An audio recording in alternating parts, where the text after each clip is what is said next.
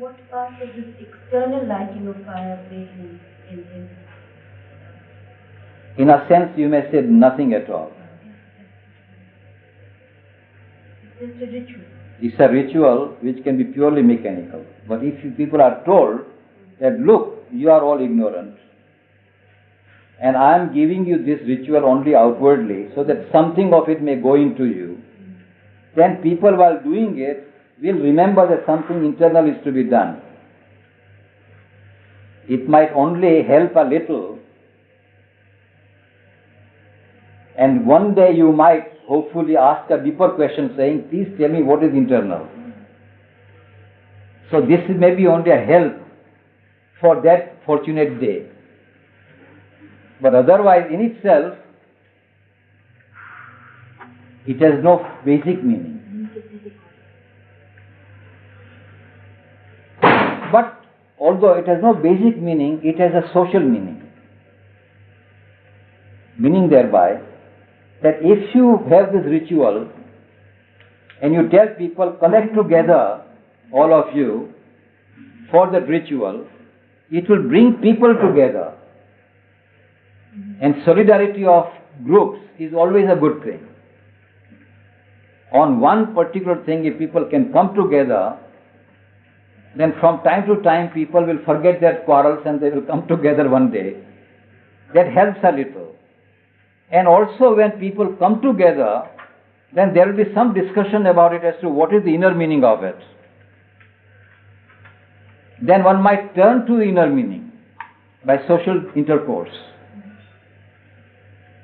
So there is a hope that by doing so, internal meaning will be found. That is why in the Indian culture, it was always told that external rituals are only imitations of the internal. That is why Sandhya and Gayatri, That's right. Keep on doing it every Keep day. doing it so that one day you might remember and you might really enter into the real Yoga Shastra. But it was said very clearly that these will not take you to the real solution.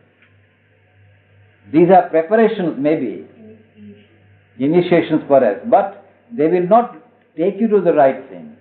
Unless you psychologically do operation, Yoga Shastra is the real Shastra by which alone the real liberation will come. Now,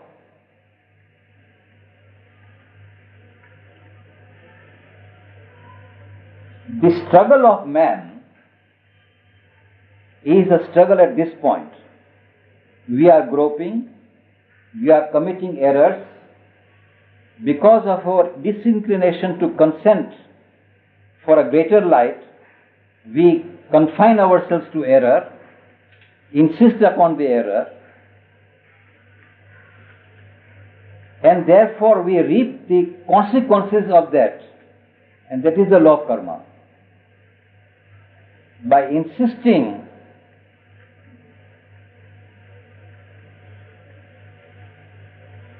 and the end of it also is good. If you go on insisting, ultimately you will go into greater falsehood and greater falsehood and a greater falsehood until a point will be reached when you will find yourself exasperated of it. Then you will say, now I don't want any more.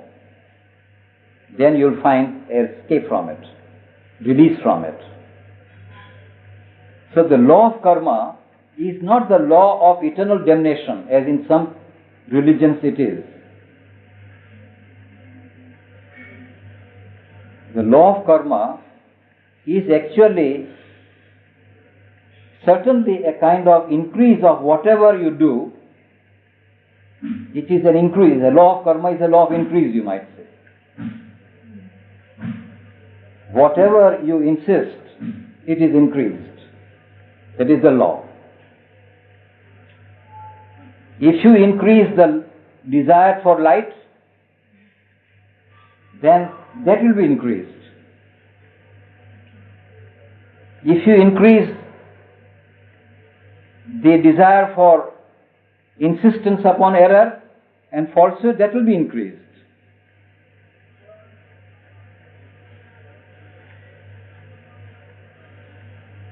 But ultimately, when it is increased to the great extent, then it carries a cure within itself.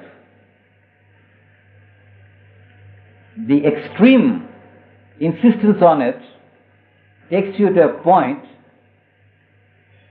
where you really say, I want to be free from it. This is how we find in the story of Vali, story of Ravana. By doing evil, they go on and on and on until a point is reached when they want a release. That means there's an evolution. There's an evolution, exactly.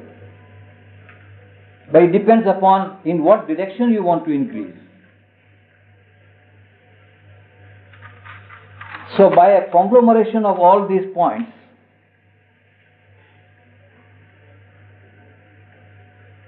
if you can succeed in turning the will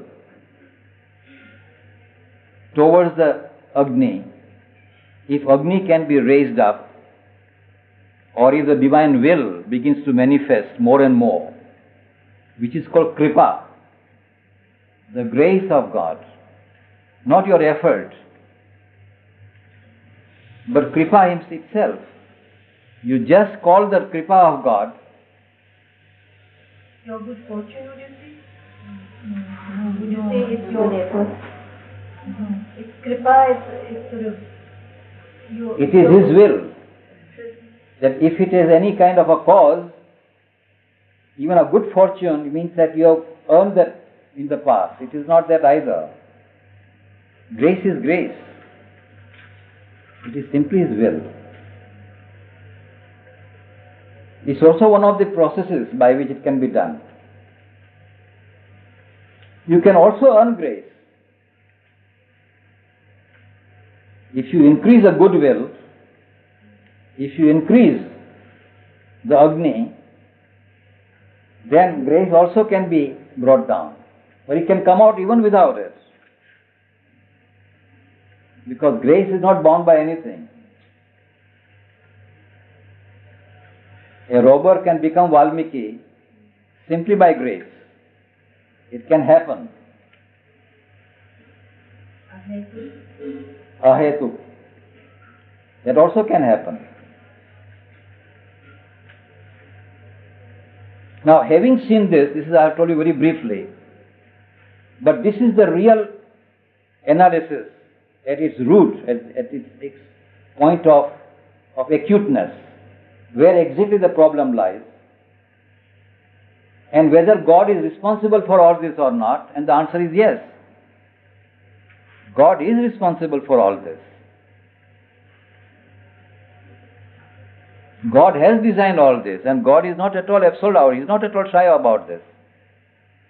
But He's doing all this to help you break your... That's right, absolutely. This is the process which has been laid down, so that the ultimate goal in which the totality can manifest in the embodied condition is achieved.